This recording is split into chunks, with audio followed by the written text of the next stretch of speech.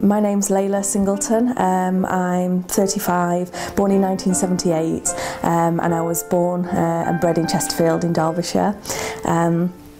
My mum, she had 3 children. I've got 2 sisters that are 12 and 14 years older than me, so I kind of grew up, it was like I had 3 mothers.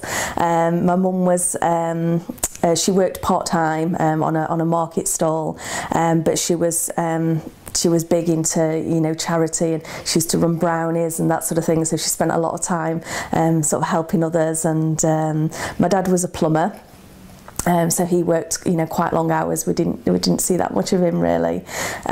So yeah, it was like, because of the age difference, I was kind of, it was almost like I was an only child, you know, and my 2 older sisters, you know, they helped look after me. So, and as a family, really, we were quite religious. I've got a cousin who's like a priest, and my uncle's very religious, and we were actually Catholic. We're actually Methodist Christians, so it was like every Sunday, you know, I was going to church. I went to Sunday school, used to take scripture exams, that sort of thing. So it was quite a, you know, a grounded religious family as I was growing up. Well, Methodists, I would say, out of all the different sects of Christianity, Methodists are quite relaxed and open. You know, it was fun at church. I did used to enjoy it, and socially, you know, we did a lot of social activities as well. The Holy Trinity was something, obviously, that was preached at you know, at Methodist church, but it was something I always struggled to get the concept of. And obviously, I understood that it was the Father, the Son, and the Holy Spirit. But then I was taught about Jesus in Sunday school, but then I was confused that Jesus was God, you know, because I learnt about God, and then I learnt about Jesus, and then it's like, but it's the same thing, and I never understood the concept of it. And actually, at 4 years old, I had a really powerful dream where I actually went to heaven. I died in my dream, and I went to heaven, and I got there, and you know, and I saw the beautiful garden and flowers and birds and all this kind of thing, and I was looking for Jesus to greet me, you know, because obviously from my teachings in Christianity, you know, I you know, prayed to Jesus, and you know, and this sort of thing, and so I was looking for Jesus, but Jesus wasn't there to greet me. And actually the garden was empty where I was walking, but an angel came to me and said that it's not Jesus that you need to go to, you need to go to God. And in my heart, I knew where I had to go. I was like walking forward, and I had to go to God. And I was basically walking, and at that point I woke up, and I still remember it. I was 4-year-old, and I still remember that dream. And I woke up like feeling all over my body, and I was saying to my mum, like, am I alive? I've just been dead, like, you know. And my mum was like really freaked out by this dream. And I told her, you know, I recalled that I was looking for Jesus. I couldn't find Jesus, but I was going to go to God. So my mum actually spoke to the priest about it, and he said, although he didn't understand the dream, that it was a blessing that I had a dream that I actually went to heaven. So that was a concept that always stuck with me, that, you know, that when I died, I was going to God, I wasn't going to Jesus. So, you know, it was quite a significant part of my journey to Islam.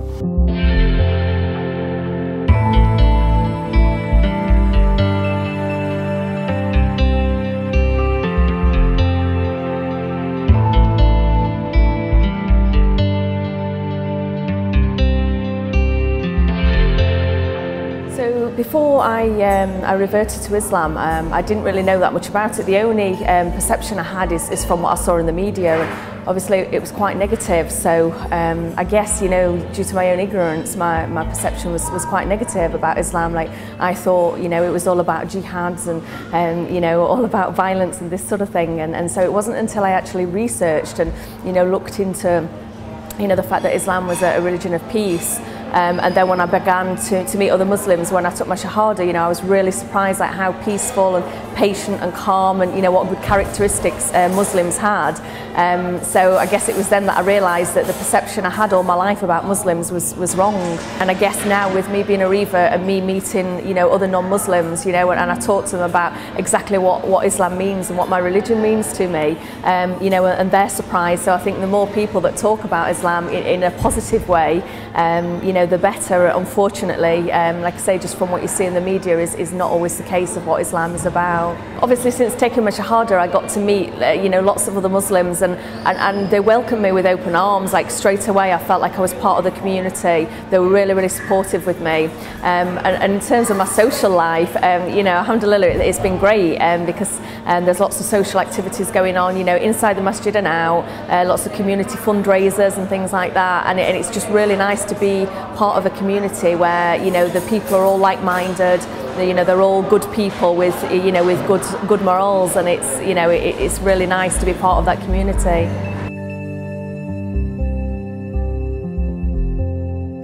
When I was 10-year-old, my family home separated. Like my mum left and my family home separated, so we had a lot of hardships. I went from a very secure religious family to I lived with my dad and my stepmom who weren't really religious. So at that time I started suffering from depression. Coming up to about 13-year-old, I started suffering from depression, and I kind of felt lost. So through that journey, I was looking for something. I was looking for like an answer to the problems that I'd got. And so I did a lot of searching. Like at school, we did like religious studies, and so I looked into a lot of different religions. Like when I was 16, I looked into Hinduism, and then I looked into spiritualism, and I actually married when I was 18, son of two spiritualist mediums, and so from there on, I was looking into to that for an answer, and my journey took me to Canada. Though they were actually Canadian, so I moved to Canada, and my best friend was a Native American. So I looked into Native American beliefs, and her grandmother was actually a shaman, and I spent a lot of time on the native, the native reservation, doing sweat lodges, pipe ceremonies, and and I appreciated the concept that the God was the creator, and the creator created the universe, but still it wasn't enough for me. Just going once in a while to to the reserve and doing a sweat lodge, it just wasn't enough. So basically, my circumstances changed. I separated with my husband when I was 21, and then I came back to the UK. So I took with me, all the beliefs that I'd got from, my Native American friends. But, I kind of let that go. And then I was still in a period of not knowing, what religion I was. I was about 30, and somebody said to me, why have you ever listened to a Quran recital? And I'm like, no, Islam is like something, even though I love Arabic language, Islam is like something, a religion I've never looked into. So the person said to me, well, why don't you just listen to, a Quran recital and see what you think? So basically, I listened to the first Quran recital in Arabic, and I just had a life-changing experience with it. Even though I couldn't understand the language, it moved me to a way that I was elated, but I was in tears. I was like absolutely sobbing, and I had a really overwhelming feeling. It's really strange, but it was almost as if something entered me. It was that overwhelming. It was like something was inside my body, and I just felt overwhelmed. And I couldn't understand what it was, or why, why I would feel so moved, just by listening to the Quran. Like it basically stirred my soul, and I was alarmed by it. I was like, why am I having this experience? And it was basically from there that I bought a Quran in English, and I read it front to back. I read the whole Quran. And that was my first experience with Islam. It was basically just listening to the Quran, and actually, even when I still listen to it now, I have the same feeling where it's almost like a vibration that I feel, and it actually stirs my soul and almost hurts my heart. It makes my heart heavy, and and still now, like subhanallah, every time I listen to Quran, I have the same experience. So it is just the word of the Quran is so powerful, that it can, somebody who doesn't know anything about Arabic, anything about Islam, can become so stirred and so drawn to Islam.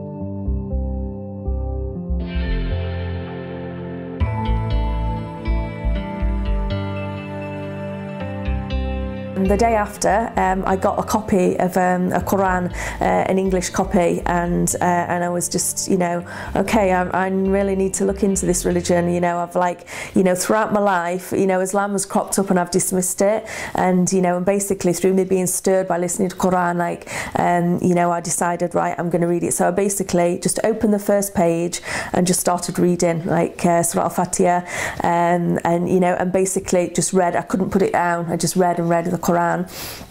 And I was just, first of all, I was really surprised because I thought Islam was something so different to Christianity. I thought Allah was completely different to God.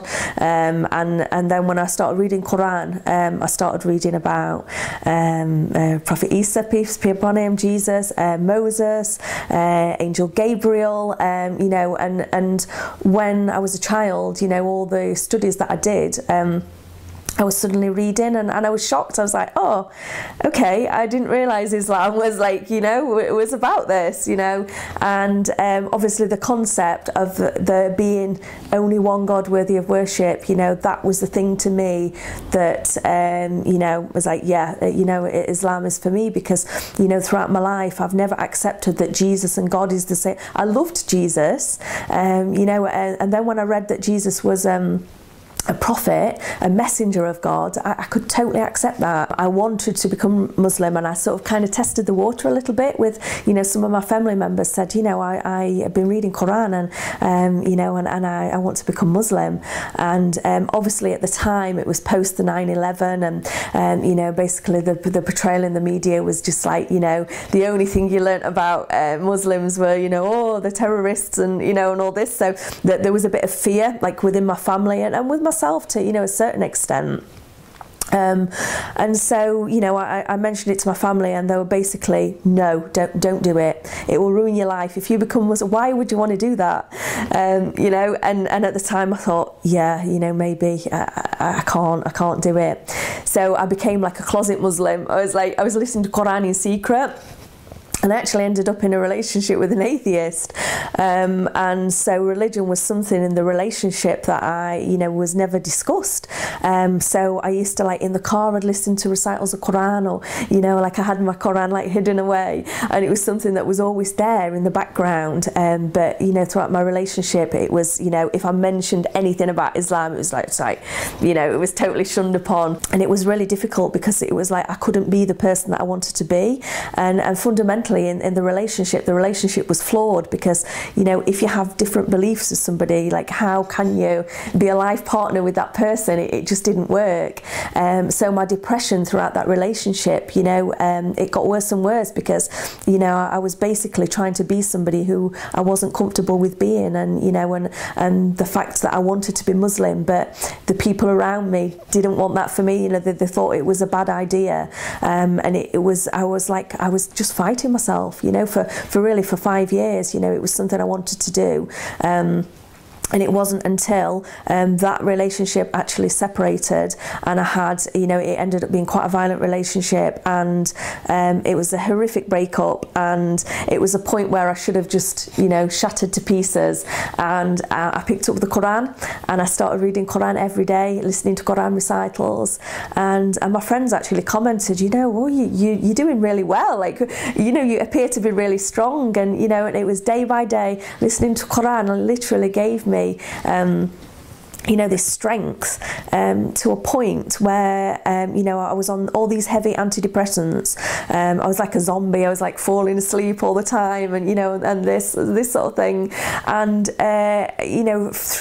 it was probably about a month of listening to Quran daily, and I just thought, do you know what? I don't even feel depressed anymore. And it is literally through having this time, reading Quran, I felt like it cured me to a point where, I thought I don't need to be on the tablets anymore.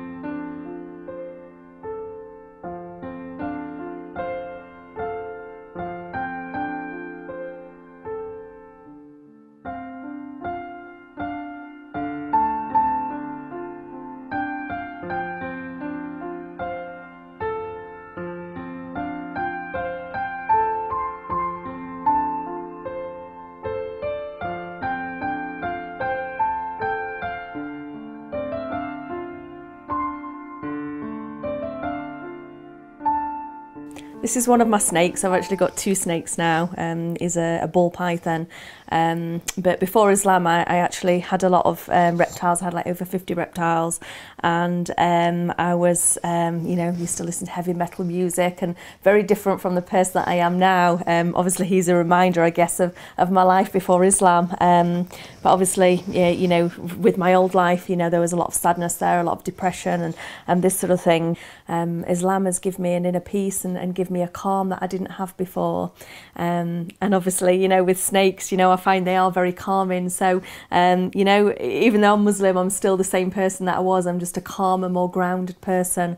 Islam is very practical, for people of any walks of life, whether you just suffer from depression or, whether you were a happy person before, it can only benefit your life, with the inner peace that it gives you. Islam is very practical for anybody, no matter what your hobbies are, no matter what walk of life you're from, to have your faith, and your beliefs in life is a guidance for life. And, for anybody who's thinking of, becoming Muslim, it can only better your life. Every single revert that I've met, it is the beginning of a very exciting journey, to discovering yourself. And, before Islam, I didn't even know who I was. I was so lost, whereas now, I still like my reptiles and I'm still the same person. I'm just more happy and more content.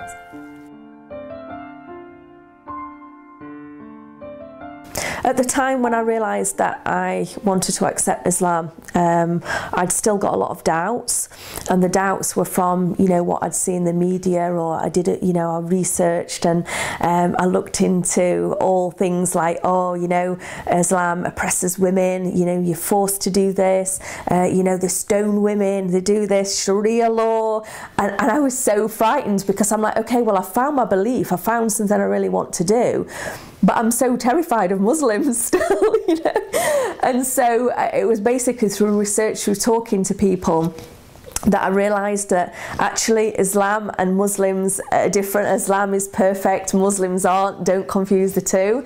And that, there is cultural differences with, with Islam. Like with Islam, there is one race, which is the human race. So it doesn't matter whereabouts in the world you come from, you're united. Your brothers and sisters in the Ummah, and you're united with Islam. So obviously some of the bad things that I was reading about were, certain cultural practices, but was not what Islam was about. Fundamentally, Islam is about peace. The greeting, Assalamu alaikum, peace be upon you. And it's not a religion of hate. It's not a religion of fighting. And for example, jihad, it just installs fear in people. I studied and I learned that jihad is actually a battle, within your own self, in the name of God. So it can be various things, you can be battling your own nafs, like your own desires, or so basically I re-educated myself of what actually Muslims were, and then it was at that point that I was ready to, coming up to taking the Shahada.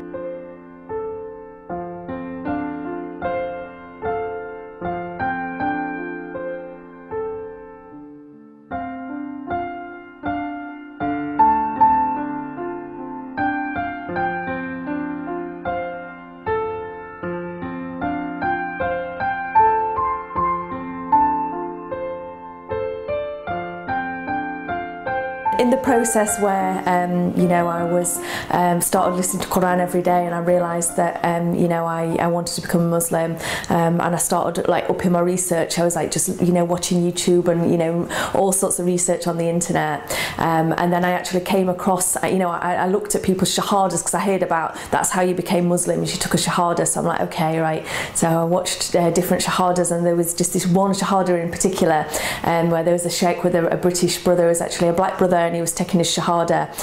Beforehand, the sheikh asked the brother lots of different questions, and I'm stood at the sink and I'm washing my pots, and and I'm listening to this, and I was just so moved by this shahada. I ended up in tears. It was really emotional, and all the questions that the sheikh was asking the brother, I was thinking, yeah, I truly believe all those things. So as I'm washing the pots, I basically just took my shahada there and then. I started reciting, copying what what the sheikh was saying, and then that was it. So I felt from that moment I was officially a Muslim. So it was a real it was a real big moment in my life. I think there's a lot of people who are doing a lot of soul searching, especially in this day and age. It's a time where a lot of people have lost themselves, that they don't really have a purpose in life. And, for people who are actually doing some soul searching and looking into religion, with Islam, it's something that people fear. But if you take the time and open-mindedly look into Islam, you'll see what a practical religion it is. I mean, scientifically, it's proven that, 1,434 years ago, it was written how babies were born. We only knew that like 100-200 years ago scientifically. There's so many facts that it's a practical religion. And if people look into it with an open mind, I think people would be very surprised what an amazing peaceful religion Islam is. I basically got a date set to take my Shahada, and I was really scared because I never met an imam before, I'd never been to a mosque before, and I'd already started wearing hijab at that time, which was quite a difficult process in itself, like breaking it to my family and work and that sort of thing. So by the time I took my Shahada, I was already wearing hijab. So I went in, and as soon as I walked through the doors at the masjid, I felt like I came home. I just felt so welcomed by everybody. I met all the sisters, and they all hugged me and kissed me and all this kind of thing. And I took the Shahada, and I've never felt so right in basically sat down and saying those words. It was perfect. The moment was just perfect, and I was like, this is the start of the rest of my life. It's a new me. I've had I had a new break. I've had a chance in life, and this is it from this moment. Like, my life changes. And after that, I sort of swapped numbers with the sisters, and they took me upstairs to the madrasa where they were teaching the children, and I stood and prayed Salah with the children, which was the first time I prayed Salah in congregation. There's about 40 children. They were all excited because I was a new Muslim, and and I basically stood there praying with them, and it was just so overwhelming. I was crying as I was praying. I was just crying, and I was just like, this is just so amazing. I can't believe I didn't do this sooner. Islam has basically cured me from being lost. I was lost, and I feel I was guided and I was found. So Islam has given me the capability to beat my depression, to come off antidepressants and be the person that I want to be, and better my own character. What more could I want from life, than that? Alhamdulillah. True, and this is from the statistics that we can get from things like the census, is that as many as 3/4 of British converts, so an estimated 100,000 between 2000 and 2010, were female. So statistically speaking, these guys on the panel are a minority. Just wanted to point that out. And I met her, and just seeing how happy she was and her family was, and she told me about Islam, and by the end of it, I was sitting down with her for about 3 hours. I almost started crying, and she stopped. She was like, "You're gonna cry?"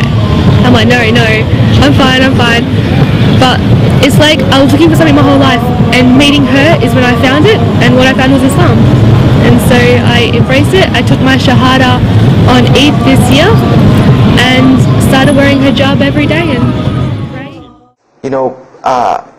If this is a setup, because it's starting to smell like a setup to me, because in my mind I'm like, you've been set up before, and this seems kind of like this. So, and I'm starting to think in my head, scenarios, a young mind at play. I said, this other guy, my friend, he probably was in the same situation like me, and he probably made a deal with them to get out, as long as he brought other Americans and tricked them into coming to the mosque so they could do their jihad after Juma and get their 70 virgins. I was born in Sweden, and I was a Protestant, and as a Protestant I was baptized, and then I had my confirmation. I used to go to Sunday school. I went to teenage church after school, and that was a little bit about my religion. Then I moved from Sweden to Denmark, where I studied, and then from Denmark I moved to London, where I did my university. I finished there with interior architecture. Hello, this is Dr. Gerald Dirks, formerly the Reverend Gerald Dirks. In just a few moments here on The Dean Show, we'll be talking about my conversion to Islam. Please don't go away. And when we come back, we have a very special guest who was a former Christian minister. He has graduated with honors from the prestigious Harvard University with a master's in divinity, started studying the Bible at a very young age. He has so much to share with us today on The Dean Show, and I'm so excited.